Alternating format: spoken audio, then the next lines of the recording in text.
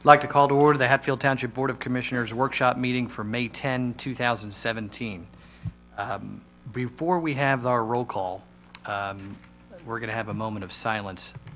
Unfortunately, it's with great sadness that I need to announce that last week we lost Tom Starner, a detective in our police department. The funeral was earlier this morning, and while it's always difficult to say goodbye to any member of our Hatfield family, it is especially difficult when that person has served us so commendably for the last 25 years. So at this tragic time, obviously, our thoughts and prayers are with his entire family, and I'd ask that everyone here stand and join me for a moment of silence on Tom's behalf.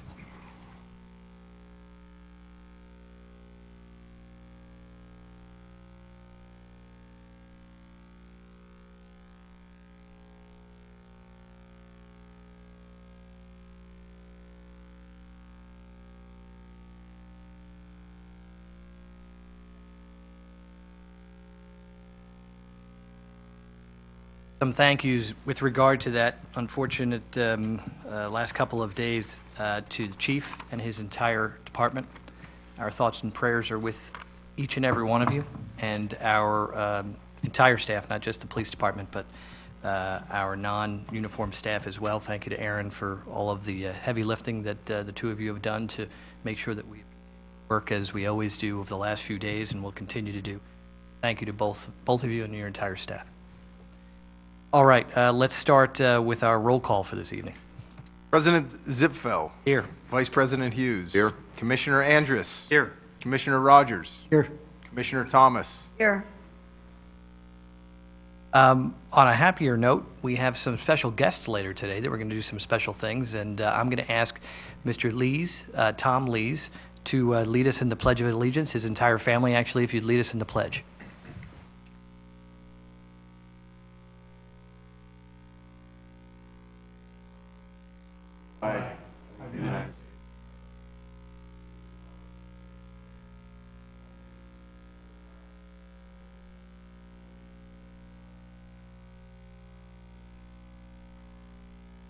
Okay, before we get to those two special events, a couple of housekeeping items. First, is there a motion for approval of tonight's agenda? Motion by Commissioner Rogers, second by Commissioner Thomas. All in favor of approving tonight's agenda, say aye. Aye. Opposed? Hearing none, we can move forward with the agenda that's been presented. Citizens' comments. Any citizens' comments on agenda items only? All right, not seeing anyone run to the podium, we're going to move to our consent items. Is there a motion to move into the record the consent items that are listed on the agenda? Motion by Commissioner Thomas. Second by Vice President Hughes. Those items include the engineer's report for the month of April, police report for April, the North Penn Water Authority meeting minutes for March 28, the Pool Advisory Board minutes of February 2, and the Calmer Volunteer Fire Company minutes of April 11. With that, I'll call the question. All in favor of moving those items into the record, say aye. Aye. Opposed? Hearing none, those are moved into the record. All right, we have a special item. As I made reference, Mr. Thomas Lees, Commissioner Thomas is going to lead us with this. This is a recognition of our Hatfield resident for having received the Bronze Star Medal for service during World War II.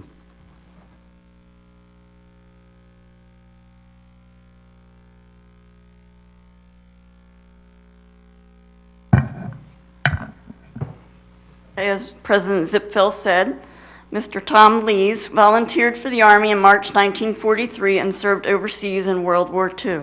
Mr. Lees was awarded the Bronze Star 70 years ago, but he never received it until last month after his son Greg was able to get it awarded to him. And so we have a proclamation for you, Mr. Lees, and I am going to read this to you.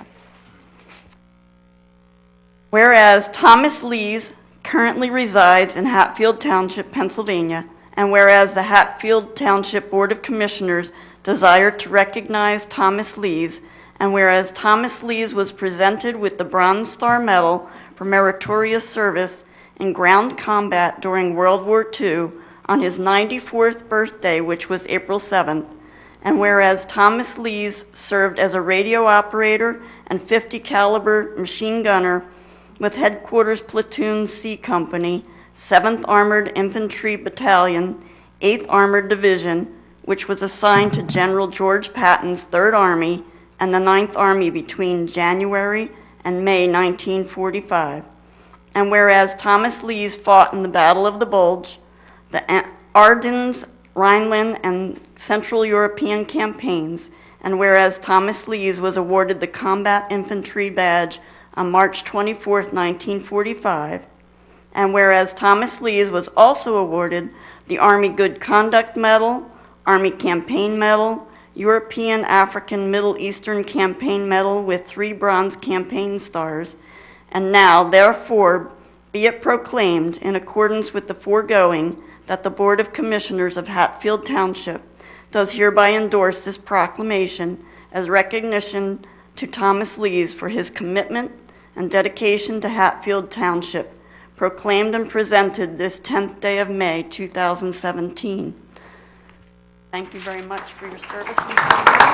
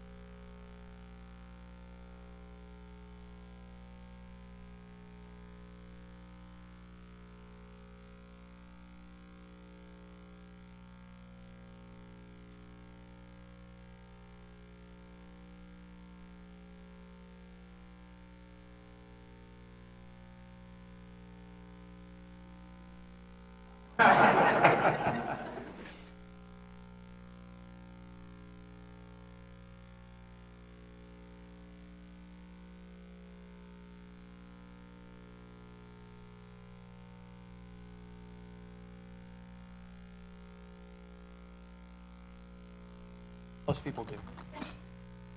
Kind of a running joke. We understand.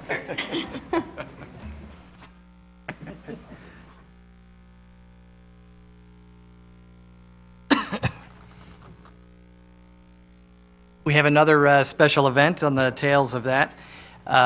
If Larry Stevens, I think anyone else from the Hatfield Chamber of Commerce would like to join me in recognition of their 90th year anniversary, I'll meet you over at the podium.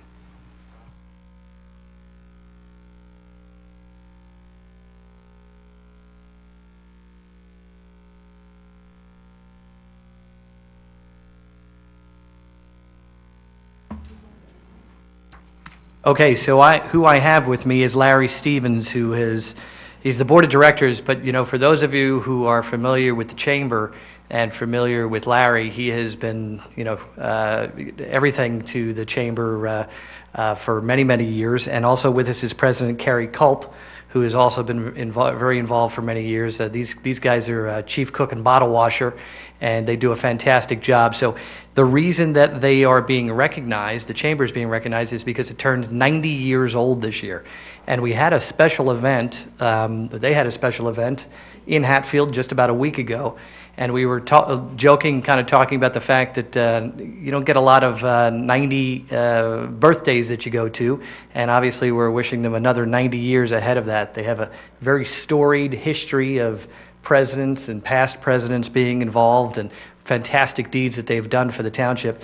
So as a result of that, and because of that, we put together the proclamation that I'm going to read now. So whereas the Hatfield Township Board of Commissioners desire to recognize the Hatfield Chamber of Commerce's 90th anniversary. Whereas the Hatfield Chamber of Commerce was formed in 1927 by a group of civic-minded men for the purpose of boosting the image of Hatfield Township and Hatfield Borough. And whereas since that time, the Hatfield Chamber of Commerce has worked toward the goal in many ways, including encouraging safer roads, intersections, and buildings, and by promoting the local business community. And whereas the Hatfield Chamber of Commerce has, over the years, sponsored and supported many community projects and continues to support the Hatfield Memorial Day project, the community caroling and Christmas tree lighting ceremony, and the annual distribution of the poinsettias to the elderly of Hatfield. For those of you who have not been a part of any of those, I can tell you personally they are wonderful events. I will tell you that both of my kids have been lucky enough to be part of the Christmas tree lighting, and that's something that they will not only, they talk about now, but I'm sure that they will remember well into their adulthood and probably passing on to their own kids. So this is exactly what what our community looks for, and this organization really brings that to our kids and to our adults and to our business community. Whereas the Hatfield Chamber of Commerce offers many opportunities for its members to make great social and business contacts through regularly scheduled luncheon meetings and business mixers. Whereas Hatfield Township recognizes the importance of the Hatfield Chamber of Commerce to the community and is proud to be a participating member. And now, therefore, be it proclaimed, in accordance with the foregoing, that the Board of Commissioners of Hatfield Township does hereby endorse this proclamation as recognition to the Hatfield Chamber of Commerce for their commitment and dedication to the Hatfield Township community, proclaimed and presented to this 10th day of May, 2017, the Hatfield Board of Commissioners. Congratulations and thank you for everything that you do.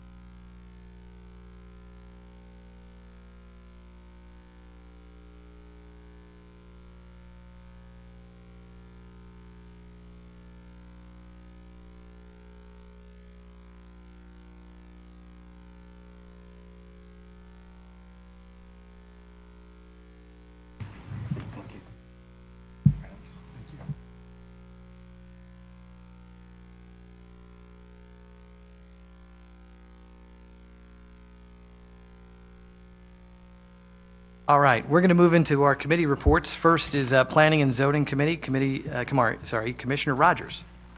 Thank you. Item number 1 is 3515 Cowpath Road. It's the consideration of the rezoning request. That'll take place May 24th at our regular meeting.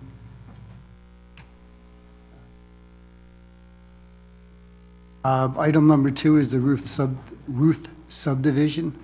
Mr. Yes, thank you, Commissioner Rogers. The Ruth subdivision resolution of approval was passed by the board approximately a year ago. Since that time, this is a 2-lot subdivision on Line Lexington Road, and since that time, Mr. Ruth has determined that he needs an additional waiver, which was not contemplated by the original resolution. We have, through our engineer's office, through Mr. McAdams' office, and also our landscape architect's office, determined that the waiver is appropriate and that a $1,500 fee would be the correct contribution in order to do a fee in lieu of the required plantings. So Mr. Ruth has requested formally that the board pass a new resolution which would incorporate that final waiver into their approval, and has offered to pay the fee in lieu as determined by our architect. All right, so the next step is? That would be Ms. Pianzio will prepare a resolution for you for 2 weeks from now, and that would be on your agenda for the 23rd. The 24th. 24th meeting? 24th. Okay, if everyone if there's a consensus on doing that, we'll push ahead with that, put it on our next agenda. Yep, okay. Bob, anything else under? That's it. Thank you. All right. Next is Public Works Committee, Vice President Hughes. I'll start off letting you know that the contractor started with the handicap ramps, which lead into resurfacing to keep up with our road maintenance, so that started. And then we have a presentation on the MS4 requirements, and I think Brian's going to start us off on that. Yes, thank you. As you recall, we're in the process of preparing the next round of applications for the Township's NPDES permit. And as we've been working on it, a couple of different opportunities have come up for the Township to partner up with different entities. In each of the opportunities presents a chance to either offset some of the requirements or and/or get into partnerships for potential grant opportunities down the road. In order to have a intelligent presentation. I brought along Mary Stover from our office, who's much more well-versed in this, in these proposals, as well as the MS4 program. So she's here tonight to present a couple of short presentations for you. And what we don't really, I don't know, Aaron, if we need a vote, or Kristen, vote on this. It's just a matter of getting the ideas out to you for your consideration, and Yeah, we'll discuss and then see if there's a consensus to move right. forward I tonight. don't it's think, and adequate. Mary can confirm, I don't think there's a specific drop-dead date on jumping in, but it is something that we wanted to get in front of you as soon as we could. Thank you, and welcome, Mary.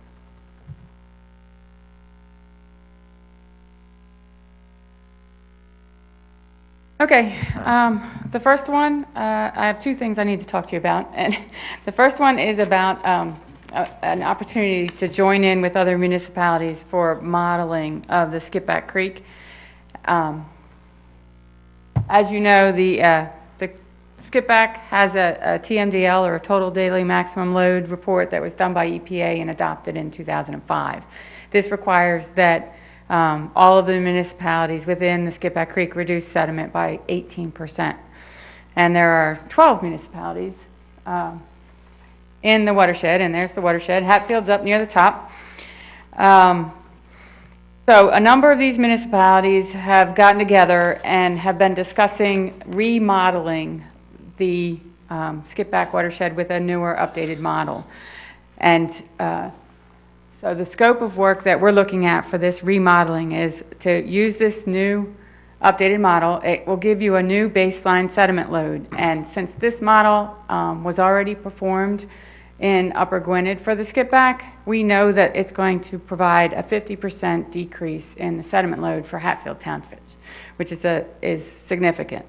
And it's already been approved by DEP, the use of this model. So we know we're one step ahead there. So the proposal sort of buys into using this model, and then there's going to be some further steps of coordinating with all of the participating municipalities, the County Conservation District and Planning Commission, the Watershed Conservancy, and any other state agencies that may be helpful in either locating or helping to pay for some of these BMPs. The second step would be an analysis using the model of various BMPs to try to figure out the scope and size of the projects needed to reduce the sediment load by 18%. And 5 potential large-scale projects would be modeled. Also going to look into possible grants for funding these projects.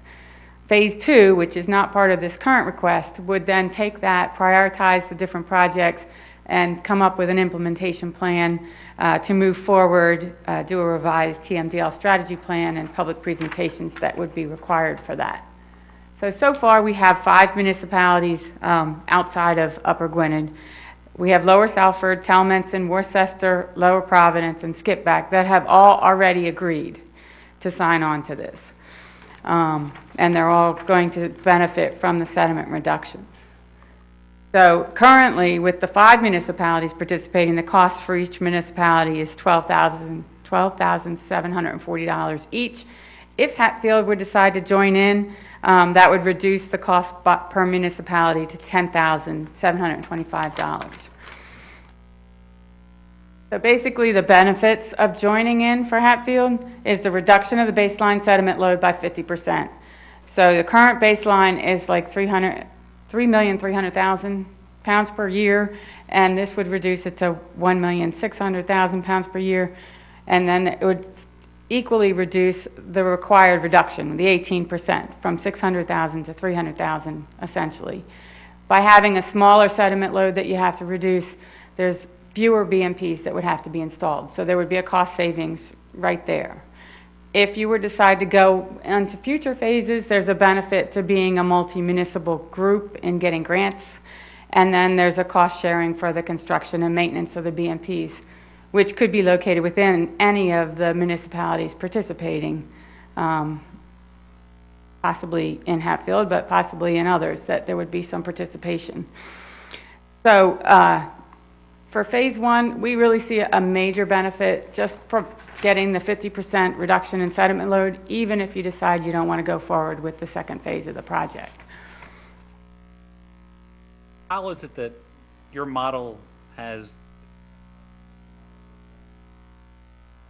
Yeah, 2000, they have updated the model, the map, they call it the map shed model. This was developed by Penn State, but it's been updated with more accurate calculations. And so there is, a great benefit in this case. I understand that. I find it difficult to believe that a new model comes out and that we have less loading going in based on that. Yeah, Why don't I we mean, stay that's, 10 years and see if that model shows that we had another 50% reduction without doing anything.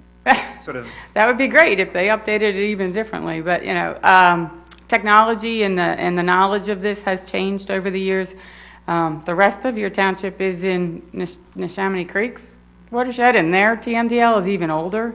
But right now, we don't have a group that's looking at doing a remodeling of that watershed. But the skip back, I know it's a smaller portion of your township, but it still is beneficial. talk about loading. What exactly is that we're talking about reducing? Based from where?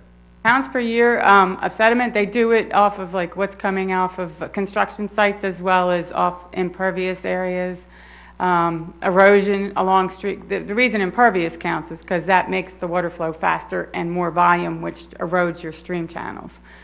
There's two different, at the moment, there's two different loadings that are considered. One is sediment and the other is nutrients.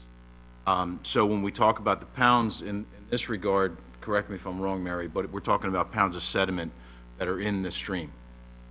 And I think part of how the reduction with the new model is so dramatic is, as Mary alluded to, technology has dramatically. And so the calculation methodology as well as studies that are done, we're able to get things quite a bit more refined. So I think to probably oversimplify, the studies done 10 years ago were a very broad brush. They came up with numbers and said the streams are dirty, we got to clean them up. So now with the advent of computer modeling and the advances with the computer modeling, a couple of years, one of the area engineering firms created a new model and went through everything and said, hey, get it from X to half of X. He reviewed it and said, you know what, you're right. That's very generically, that's kind of where we're at. So the loading that we're talking about in this case is the sediment loading, which, as Mary said, comes from stream bank erosion, construction sites, farms, silt and junk on the roads. So the township is required, based on the loading that's assigned to each municipality, you have to create a BMP that will basically remove that much. It's a lot of it is purely numerical. I don't want to say it's no use doing it, but because it is necessary.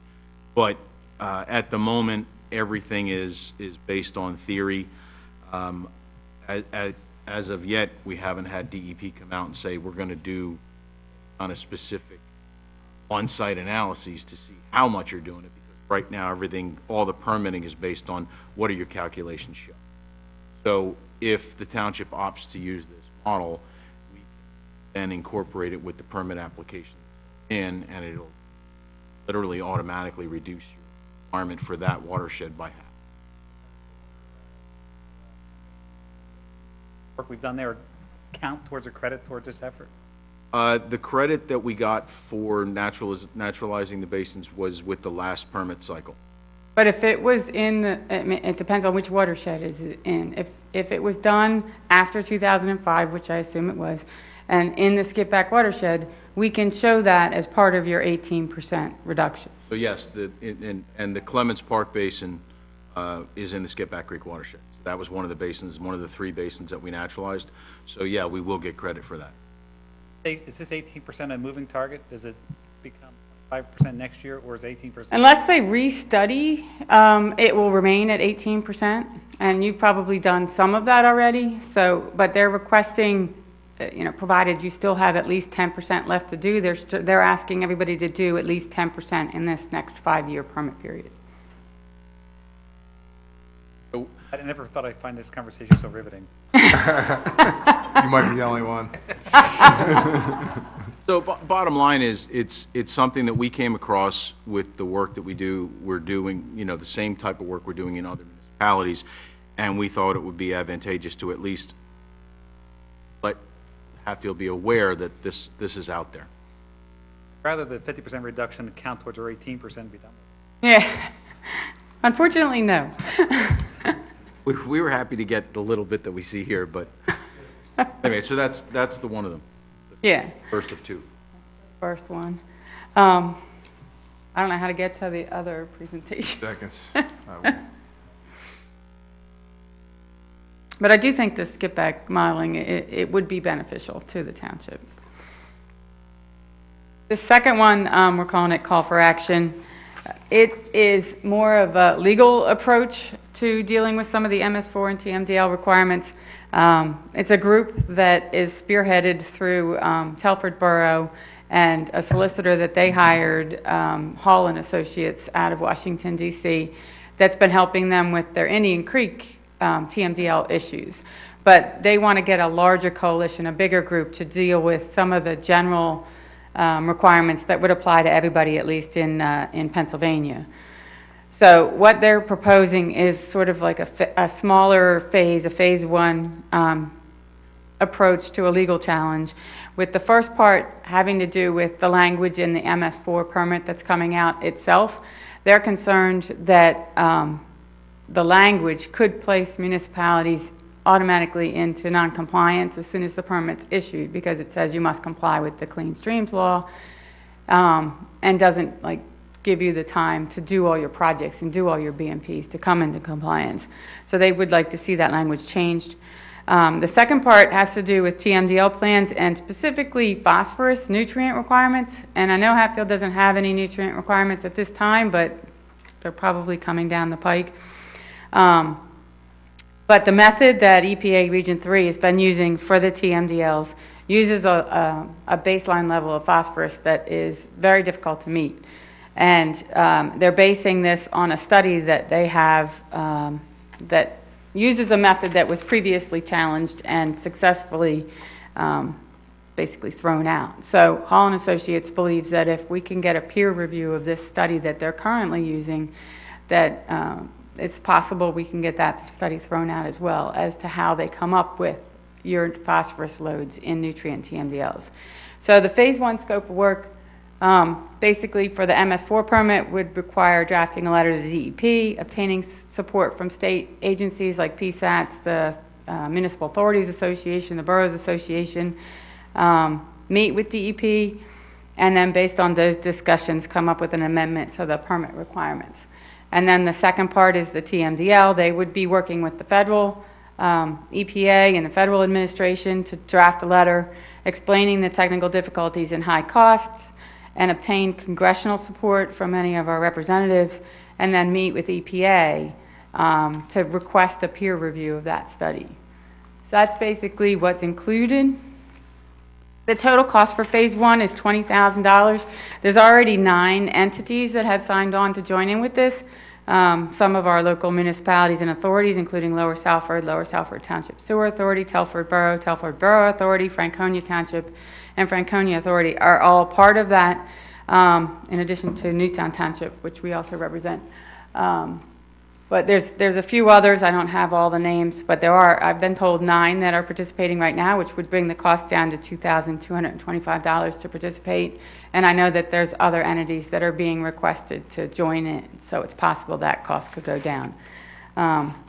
It's just something to think about at this point. If you're interested, you're certainly welcome to talk to Mark Fournier at Telford Borough. He's kind of spearheading it, and has asked that we present that as an option for municipalities. My edification, so these are federal mandates that are being pushed down through the states to the local municipalities? Yes. That are unfunded and have to be subsidized by the local communities? Requirements increase every time the permit changes. Thank you. Any All right. questions, even from residents?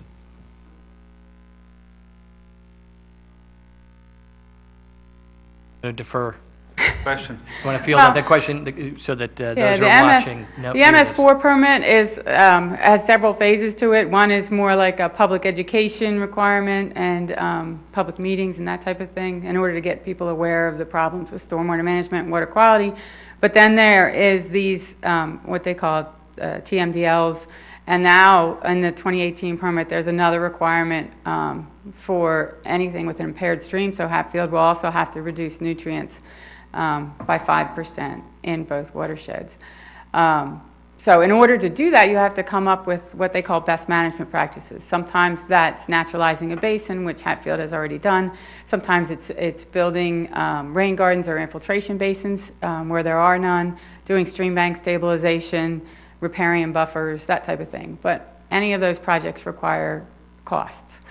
So that's the difficulty that a lot of our municipalities are in. And they've told us how to calculate what the reductions are you're going to get from each type of BMP. So we have to get it to meet the number that they're looking for. Talk about nutrients. Is that nutrients for, I'm broadly, nutrients, is that influenced by how people fertilize or maintain their lawns? To some degree, yes, yes. Stop selling this kind of stuff. That would put a lot of people out of work. Yeah, well, I mean, there's other things contributed to it as well. But there is a 5% phosphorus requirement that's going to be added. Mary, we have another question from the audience.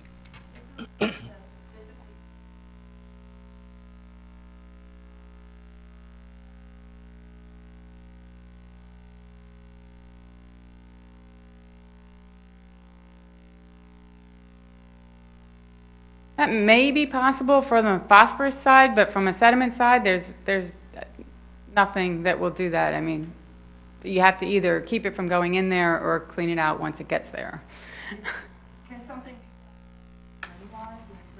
Yeah, well, they encourage like some sort of preferably naturalized version of stabilizing the banks, you know, or you know, some people use gabions and things like that, but you know, you can do it with matting and vegetation.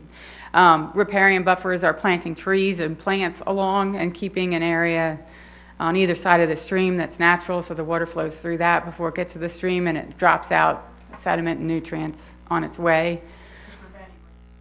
It helps prevent erosion along the stream banks, and it also gives a filter for water coming to the stream. But whether we're here or not, if this area wasn't developed, you'd have erosion anyway, right? Well, farms That's are a a bit- really bad contributor. I understand that. But, you know, yeah, I mean, just just natural conditions. But, you know, they're saying that with the impervious surface that has been added over time, we've increased the volume of water. Yeah, I mean, that's the biggest contributor, is that because of development, the volume of water getting to the streams is larger, and because most of the urbanized areas pipe the water to the streams, it gets there faster. It creates higher velocities in the streams, which is going to create more erosive conditions in the streams. You know, the more of the stream bank you lose, that dirt goes somewhere, which is basically in the stream, downstream. And with development, you know, certainly you lose natural vegetation here. So those things all contribute. And so the problem with the program is that it's necessary and it's well intended, but it's so broad that it's hard to make it tangible. For Mary and I and others in our position, it's kind of hard to bring everything down and be able to talk to. A lot easier if you told them what the bill was and have them pay it. But understand a little more quickly, probably. Right. And I wish we could. I mean, I will say this, that with this permit cycle, as Mary has suggested, the requirements have gone up, which has happened to each of the different permit cycles that we've had. This time they finally got around to doing a better job at defining what they want. One of the biggest issues we had last time was that this is what you have to do. How do you want us to achieve that? And so we had to come up with our own models, and this time they've had 7 years, I think, to review it, and Now it's kind of like, all right, well, we looked at it and yeah, we want you to do this, this, and this instead of what you said. So, Commissioners, now everyone understands why we went through countless meetings to naturalize 3 basins, because we had to, as painful as it was, and ultimately it was successful, but and then I wish we could record snippets of what Mary said, the replay, when some of the residents come in and question why we are doing some of these practices, but it's because we have to. and then, Up to 18%. well, and the other positive there with the basins is that was through a grant. Right. So, I mean, there are, it is largely an unfunded mandate, but thankfully there are funding available, funding opportunities available, just. I'm going to out on a limb here. Those grants are paid by us anyway, but Well, and Directly. almost all of the municipalities in southeastern Pennsylvania are now going to have requirements, even if they didn't before, so those grants are going to be a little bit more difficult to get. One other real simple example also of efforts the township takes to reduce sediment that everyone can understand is street sweeping. You see our street sweeper out, I know it's valued less now than it once was, but it's still a practice that municipalities do to reduce this sediment, as well as keep the roads clean and for many other reasons, but it's something we can all sort of understand. just a question, does brine, when we brine roads in the wintertime, does that affect the nutrients in the stream? I don't think that's a phosphorus contributor, but, I mean, they do worry about pollutants from the salt, but, Hasn't come up yet. yeah, they're not telling us we can't do that yet. You did. I mean, it's right there in your face with the stove. That to ourselves. I'm sure you're not I'm the only joking, one Dan, that's I'm joking. thought Dan off the record down that road. It wouldn't cost us all. Yeah, that's right. That'll be announced next week. All right, thank you. Thank you, Mary, we appreciate it. All right, let's move on to Parks and Recreation Committee. Commissioner Thomas. Equally as riveting as the story. Okay, so Spring Fling, Plant Exchange, and Community Yard Sale is coming January, oh boy. Join us Saturday, May 20th for a kickoff into the spring season. It's from 8 to 12 at the Aquatic Center. The Shade Tree Commission and Environmental Advisory Council will be out to offer advice, tips, and information as you start your gardening and select your plants. You can bring any potted seedlings or other plants you would like to swap or share. And if you're looking to do some spring cleaning, this is the perfect opportunity to clear out. For $10 a table, you can sell your treasures or shop around. So you can register at hatfieldrec.com. Golf lessons. Registration for summer golf lessons is now open, and Hatfield Township is partnering with Lansdale Borough to provide golf lessons for youth and adults at Twin Woods Golf Course. The lessons run June 1st through June 28th, and available lessons include adult beginner ages 15 and over, Thursdays from 7 to 8, adult experienced ages 15 and over, Thursdays from 6 to 7, and juniors ages 8 to 14, Wednesdays 6 to 7 p.m. We also have teddy bear picnics. Preschoolers and their guardians can enjoy time in the heated fun pool, snacks, crafts, and more at the Aquatic Center. Remember to pack a brown bag lunch and a teddy bear. And that teddy bear picnics will run from 11 to 2 p.m. Wednesday, May 17th, Wednesday, May 24th, Wednesday, May 31st. The cost is $5 per child. And to register, you can also find that on hatfieldrec.com. We've got a bus trip coming up. Hatfield Township and Upper Gwynedd Township are partnering to bring you a great day trips to various places. And join us in June for a trip to New York City to see Phantom of the Opera. That trip information is Saturday, June 17th. The bus departs from 8 a.m. From Upper Gwynedd. Phantom of the Opera begins at 2 p.m. There will be time to wander around New York City prior to the show. Tickets are $139 and include the bus back and forth to New York City and a ticket to your show. Seats are limited, so I would register now at hatfieldrec.com. Registration is now open for swim lessons at the Aquatic Center. You can register for one of 4-week-long sessions. Children can be registered for beginner, intermediate, advanced, or private lessons. Lessons are scheduled in minute increments for specific times. Group lessons are $30 for residents, $45 for non-residents. Private lessons are $125 for residents and $145 for non-residents. More information and specific lesson times are available at hatfieldrec.com. The Aquatic Center also has season passes available now for purchase, so you can take advantage of the new software and register online with no extra hassle or fees. That's also at hatfieldrec.com. Get Fit Aqua Exercise. If you're looking for a cool way to exercise this summer, then this is the program for you. Fun-filled class allows you to work out with music and exercise tools at your own pace. Classes are held in the shallow and deep water sections of the pool with support from an instructor. You can purchase a card for the number of classes you would like to attend.